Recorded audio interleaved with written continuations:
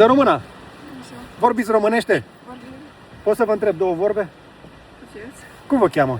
Ana. Doamna Ana, veniți din România, mergeți în Ucraina? Da. Dar de ce mergeți în Ucraina? Am fost să-mi vizitez copiii. Aveți copii aici? Da. Și dumneavoastră n-ați rămas aici. N-am rămas. Unde vă duceți acum? Acasă. Unde aveți casa? În Chiațevo. În Citiu. Da? Da. Și copiii vă stau în România și noastră? Eu stau acasă, ce să fac? De ce? Stau acasă la mine. Ei nu pot să stai acasă la ei. De ce? Pentru că nu pot să stai. Din cauza războiului. Da.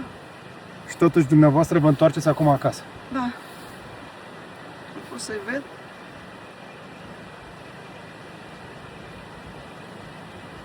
Cu ce gând plecați acum înapoi acasă? Mă doare sufletul. Că suntem despărțiți.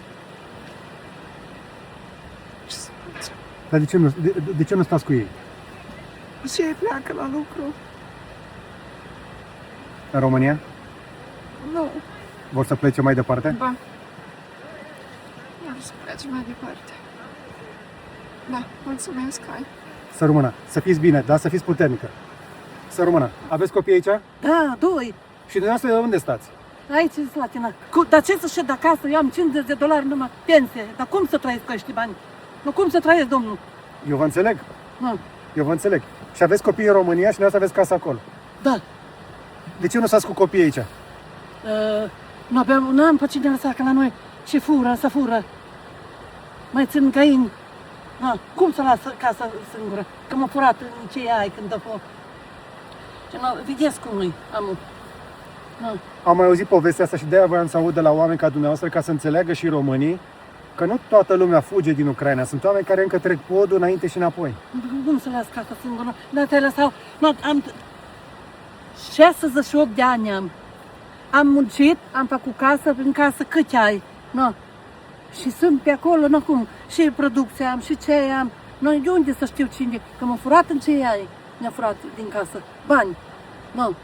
Cinstit. Că mie e pe la Moscova făcut de mult. Nu. Atunci.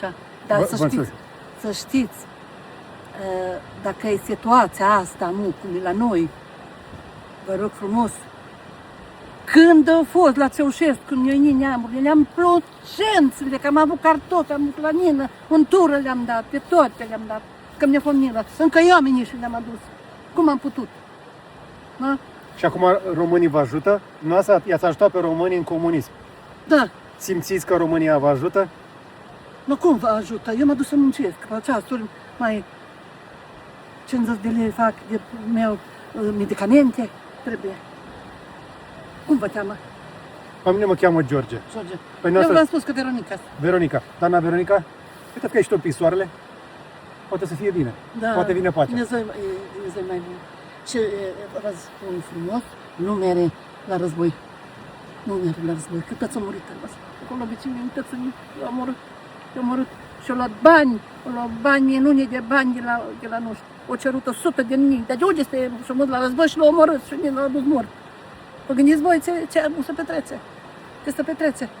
Nu, eu vă rog frumos să nu mergi la război, că nu mai vii. Mă înțelegeți? Ce se petrece? Și una îi apucă poliția, îi apucă poliția este ca băieți care ies afară. Și noi ce să facem? N-am ce ne-au trecut aici. Dar știți ce să vă rog? Nu vă duceți, vă rog frumos, nu vă duceți la război. Vă înțeleg.